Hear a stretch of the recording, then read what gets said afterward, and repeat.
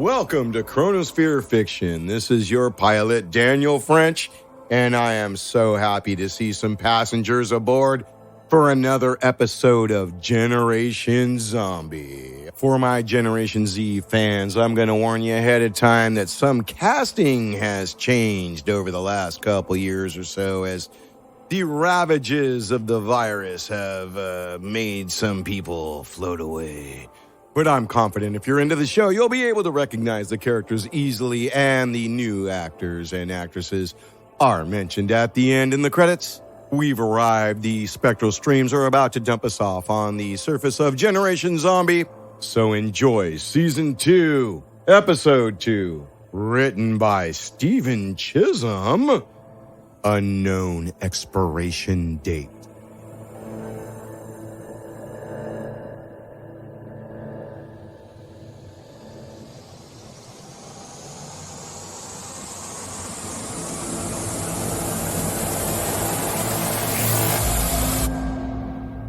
Dead Zone 6, Porterville Town Hall.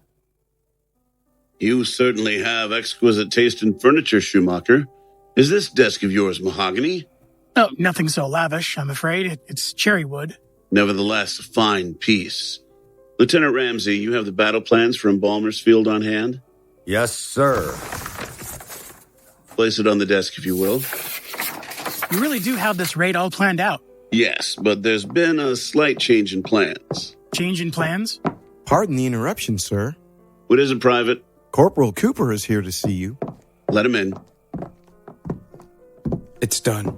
Yes, I can smell the smoke on your uniform. You did a fine job, Corporal. Thank you, sir. Proud to serve the lifeguard. I hope you understand why I had you do that. To prove my loyalty to the ULZ, and to preserve the sanctity of the living. Yes, but you must understand what led Leanne to such unfortunate circumstances. Carelessness, sure, but we wouldn't be discussing her premature departure if not for the actions of your sister. It was not that I forced your hand, nor was it your own free will. Samantha, your own blood, was the one who set the blaze. It was treason that reduced Leanne to ashes. Do you understand, Corporal? I understand that she must pay for her crimes. Good. Now that I'm assured of your allegiance, I must say you've arrived at the perfect time. You have an assignment for me, sir. Oh, yes. One that involves Mr. Schumacher here. Me? You see this beautiful desk, Corporal? Cherrywood, I've been told by Schumacher. Where once this material was a great tree, producing oxygen for us living folk, now it is mere lifeless timber. But despite being felled, it still serves a purpose. Not nearly as noble a purpose as when it was living, but nonetheless it functions as a desk on which to plan our annexation of Embalmer's Field. Schumacher is much like this tree. He once lived a nobler life, but had that privilege stripped away by undeath. Despite his breathless existence, he's still here to serve a purpose, and it's up to you, George, to see that he fulfills his obligation to the living. I gave you Porterville. What more can I do? Captain, here are the plans you asked for. Thank you, Lieutenant. Corporal, would you kindly take a look at these? If you don't mind my asking, what am I looking at, Captain? Allow me to explain, George. This line here, this is you and Schumacher. You have us heading to Embalmer's Field? Alone? Correct. As devoted as I am to your cause, you can't expect me to go on the suicide mission. This isn't a preliminary attack, at least not in the way you two are envisioning. George here is simply to escort you to the outer perimeter of Embalmer's Field. A chaperone of sorts to ensure that you're not beset upon by any free-roaming lifeguards. Am I some offering to the enemy? I don't understand. Schumacher, you're going to seek sanctuary in the city of Embalmer's Field. You're going to be the mayor who braved the battle and escaped. And when they welcome you with warm blankets and hot cocoa, or whatever it is your kind do for comfort, you're going to cozy up to Governor Lewin. She's no doubt caught wind of the annexation of Porterville, and who better to trust with their defense plans than someone who's faced the might of the ULZ themselves. Schumacher, I'm once again asking you to be our man on the inside. I'm confident your faith in the ULZ has not wavered. No, it has not. Thank you. And you, Corporal, I know I can trust you with delivering the mayor to his destination. Yes, sir. Excellent. Ramsay has been kind enough to outline your route. Follow that path closely, and you shouldn't run into trouble. Do you have any questions? Yes, Captain. When do we start? Meet Ramsay at sunset by the northwest entrance to Porterville. He'll get you both situated. Will do, sir. You're dismissed, Corporal. And me? You're free to leave too, Schumacher. Okay, I'll see you in Embalmer's Field, Roberts. Look forward to it. Oh, one more thing, Mayor. What's that? Oh. What the hell did you do that for? You can't expect him to think you got out of Porterville completely unscathed, can you? Dead Zone 1. Crisis room in the White House.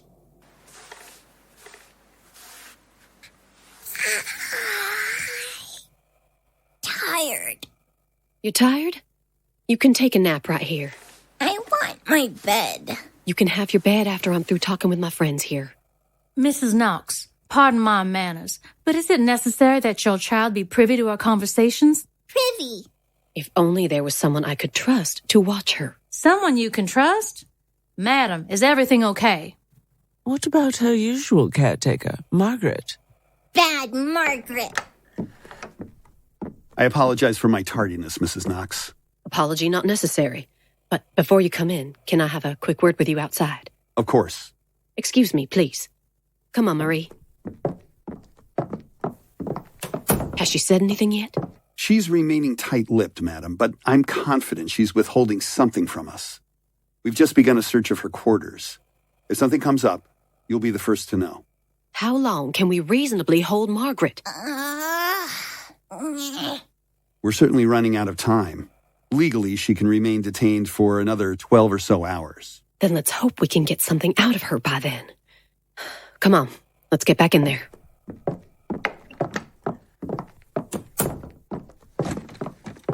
Mrs. Speaker, Senator, you both have my sincerest apologies for the delay. Speaker Harper, Senator Michaels, always a pleasure. Welcome, General. Yes, hello.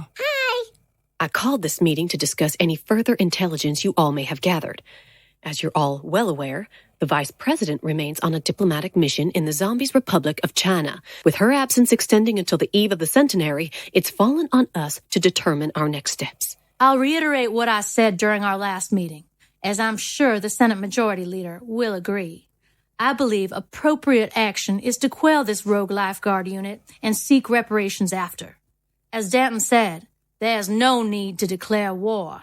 Even if you wanted to, madam, you do not have the votes in Congress to pass a formal declaration of war.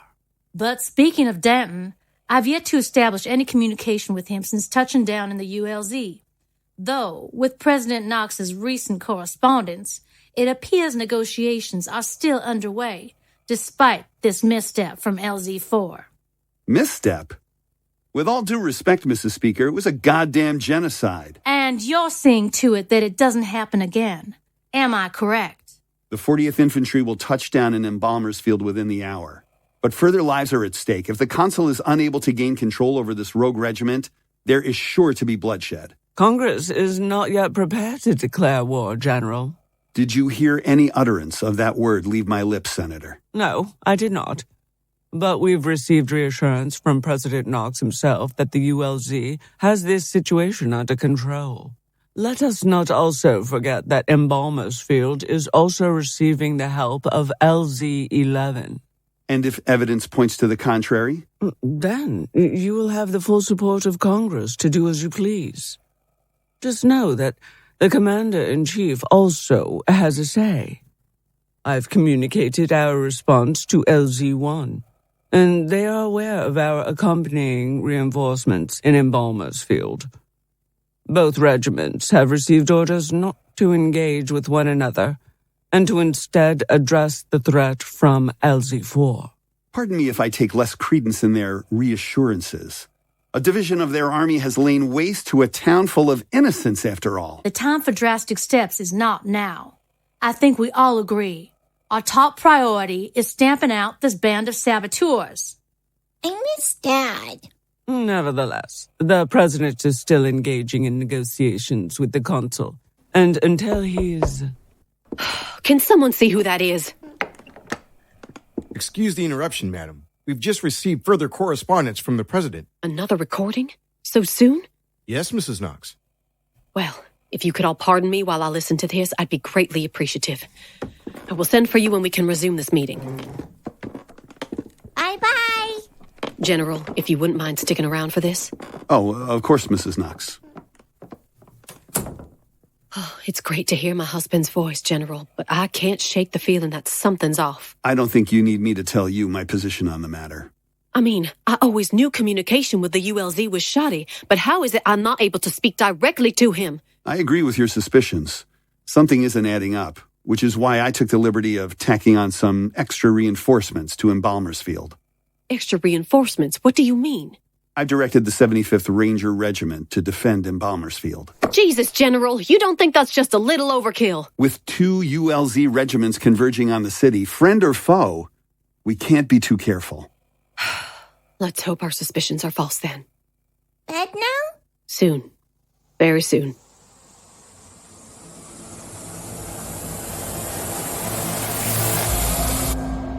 Dead Zone 6. The governor's office in zonal capital, Embalmer's Field. And that's when Sheriff Dietz helped us escape. We were pursued by the lifeguard, but we were fortunate enough to shake them before arriving here. I'm speechless. Are you sure of what you saw? Yep. Homicidal soldiers in training. Zombies in cages. And I can attest to everything following their arrival in Porterville, Governor Lewin. If what you say is true, we must get word to the president. Good luck with that. From what I hear, he's so entrenched in those peace negotiations in the consulate, hardly anyone can get a hold of him. I'll make some calls. The public must be made aware of these zombie traffickers. Who knows how many ULZ loyalists reside within our borders? And what could they be doing with these poor kidnapped folk? Target practice for one. Immolations. Who knows what else? They'd run out of matches if they were to execute every captured zombie. Nick's right. My brother talked about lifeguard members being ordered to transport cargo to LZ-1. Conveniently, those missions were around the time a whole batch of zombies would suddenly go missing from our cells. Oh, George. I wonder how wrapped up in this mess he is. Well, let's hope we can rely on those troops coming from LZ-11.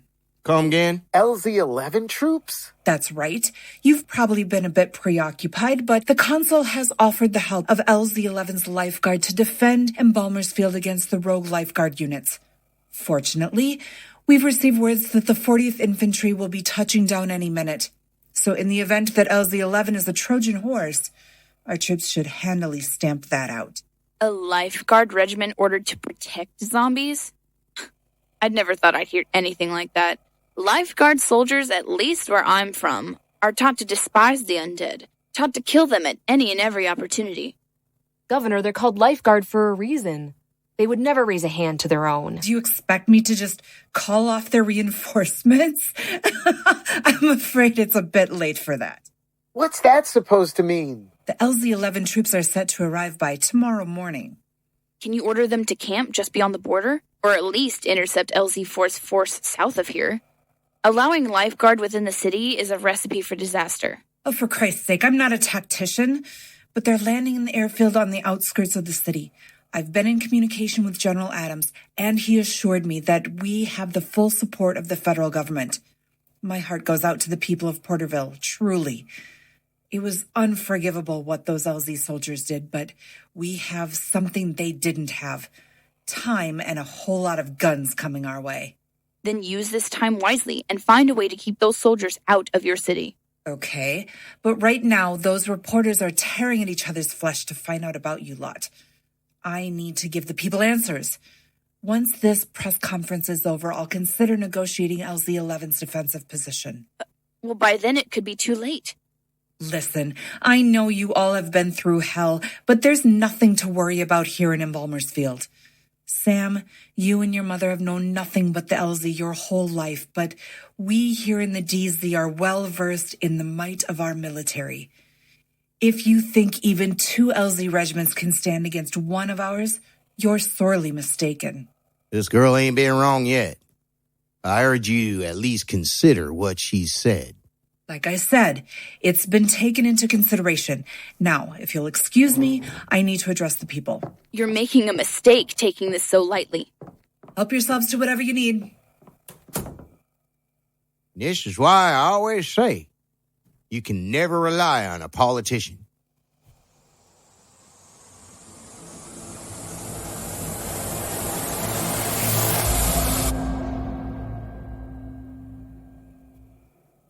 Living Zone 1, a crisis room in the consular palace. I'm starving. This meeting was supposed to start half an hour ago. The catering is on its way, your consulship. This shouldn't be taking so damn long. Not at all. The script wasn't nearly as comprehensive as the previous one. I apologize for my tardiness. The president was not very cooperative. If he wants to continue playing games, he can see just how serious we were about our threat. Believe me, I kept reminding him about his daughter, but the man's at the end of his rope. Can't blame him, really. Being outsmarted by someone working right under your nose must be a significant blow to your ego. As long as he continues to do our bidding, we won't have to take any unnecessary steps. Leave it to the UDZ to elect such a stubborn, impertinent leader. Nevertheless, Danton, you can take a seat now. General Wilkes, I trust LZ-11 is still en route to Embalmer's Field? Landing tomorrow is scheduled. From the airfield, they will march into Embalmer's Field and set up a loose, albeit staged, perimeter within the southern border of the city. Fortunately, we are able to en route more gas canisters to their regiment from LZ-7. So, they'll be well equipped to take Embalmer's Field. Of course, the remaining variable is when Captain Roberts intends to launch an invasion on Embalmer's Field. Has no one communicated the plans to him? No. He will not know anything of this until the day of his attack. An LZ-11 messenger will relay the plan to him on the day. But Captain Roberts is too much of a liability to wantonly relinquish such information. Yes, I've been assured by Dr. Megan that the canisters LZ-11 have on hand should be enough to cover Embalmer's Field and the surrounding districts. The canisters will remain on the C-130s stationed in the airfields after arrival. Just before the LZ-4s attack, they'll take off with a skeleton crew to loose the canisters over the city's defenses and most populous neighborhoods. There's likely to be creases in coverage, but our forces should be able to eliminate any surviving targets. Is there a plan to hold the city? According to the wind predictions, the gas should make the region uninhabitable to the undead for at least a full 24 hours. And the canisters should cause minimal damage to the city's infrastructure. We have LZ-10 on standby. When given the order, they will reinforce Embalmer's Field and man the defenses abandoned by the UDZ's troops. Their armaments will make a lovely addition to our military. Precisely, your consulship. Despite this change in pace, our invasion should go off without a hitch. And Dr. Megan's shipments continue to remain on schedule. It won't be much longer until every one of our regiments has enough gas to extinguish an entire city. And may the living prosper once more. I've got it. Maybe it's lunch. No, it appears lunch isn't quite ready. Well, then who's at the door? Greetings, Consul. Yes. Doctor, please come in. I'm afraid I have some unfortunate news. Go on. It's the White House, sir. We've lost communication with our woman on the inside, Margaret. She never filed yesterday's vaccination report for Marie. Could it be that she simply forgot? She's a very capable professional, sir. She's not one to forgo something so important as this. Wait, you're saying that Marie hasn't received her latest vaccination? And without you there, Danton, we have no one else to administer it. What will happen to the girl if she doesn't receive the vaccine? Will she simply re-zombify? The vaccine triggers a response in the patient's bone marrow.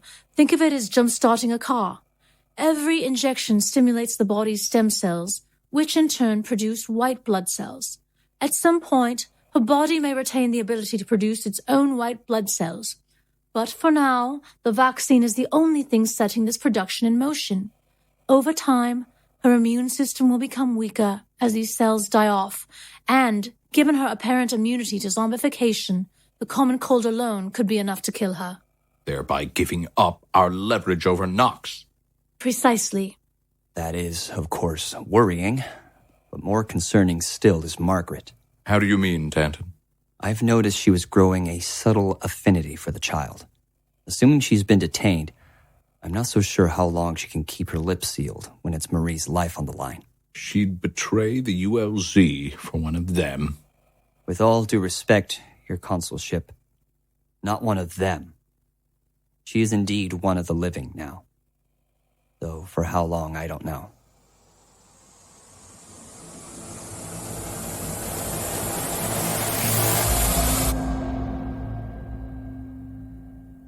Living Zone 1, the cell block beneath the consular palace.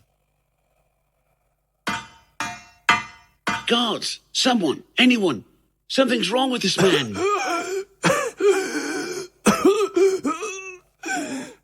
I think this man's sick. Anyone? I'm coming. He just started gripping his stomach, rolling around on the ground, moaning and such. Please. Christ, man, you look paler than this lumbering stiff next door. Never mind that. This man clearly needs help. I can't. Please. But, let me go get a doctor. This guy is a doctor. Just compressions. Please. CPR? I ain't done anything like that since I was a greenhorn in the lifeguard. Don't suppose they teach you any first aid in the UDZ, huh? What? Of course not. Just do as he tells you. Look, he's miming it now. How do I know he's not faking it? I don't think it's normal for your kind to be that colour. Besides, he's half your size. Hell. I can't have another prisoner die on my watch. It'll be off to LZ5 for me.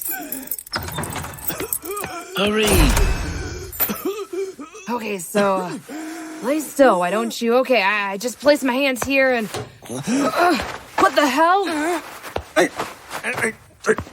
Let go of my rifle! I said stop! Let go!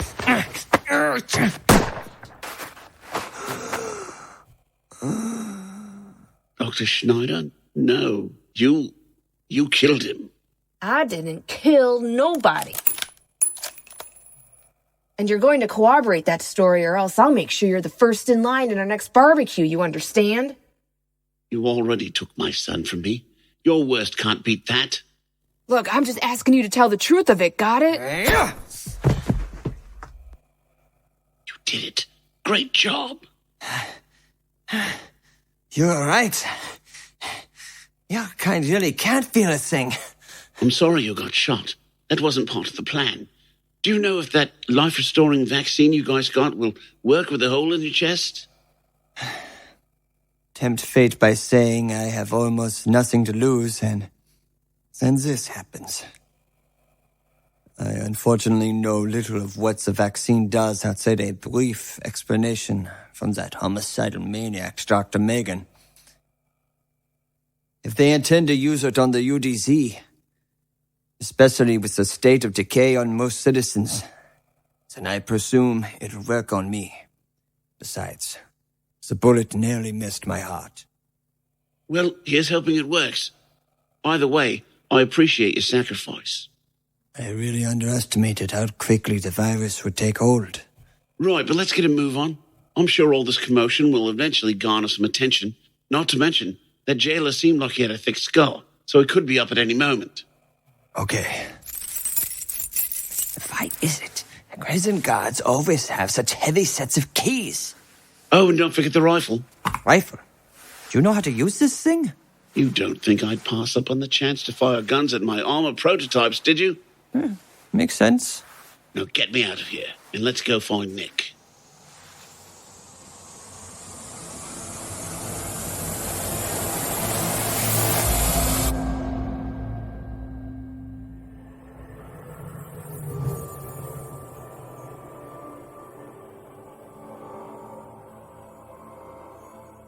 Your cast of characters. Scene 1. Captain Roberts was played by Pete Lutz. Mayor Schumacher is Scott Slagle. Lieutenant Ramsay is played by Van Riker. George Cooper is J. Dean Garcia. Scene 2. Charlotte Knox is voice acted by Ilana Labourene. Marie Knox is voice acted by Katelin Curtis. Senator Harper is voice acted by Rosanna Jimeno. Senator Michaels is voice acted by Anne Ghrist. General Adams is Rich Green. Scene 3. Samantha Cooper is played by Victoria Fancki. Governor Lewin is voice acted by A Doerfler. Nick Hobbs is played by Joe Brillion. Sheriff Dietz is Daniel French. And Susan Cooper, Samantha's mom, is Nina Bricko. Scene 4. Consul Nathaniel is Blake Benlan. Vice-Consul Calhoun is Caitlin Curtis. Benjamin Danton is voice acted by Spencer J. Frederick. General Wilkes is played by Van Riker. Lars is Daniel French. And Dr. Megan is Rosanna Jimeno. Scene 5. Henry Hobbs is played by Pete Lutz. Dr. Schnieder is voice acted by Spencer J. Frederick. And the jailer is Nina Bricko. This episode of Generation Z was written by Stephen Chisholm, who also writes Corporate Punishment. Production, editing, mixing, sound design, music, and mastering is by Daniel French at Fishbonius Sound Design. Thank you for joining me on the Chronosphere. This is your pilot, Daniel French, once again reminding you, keep your cosmos clean.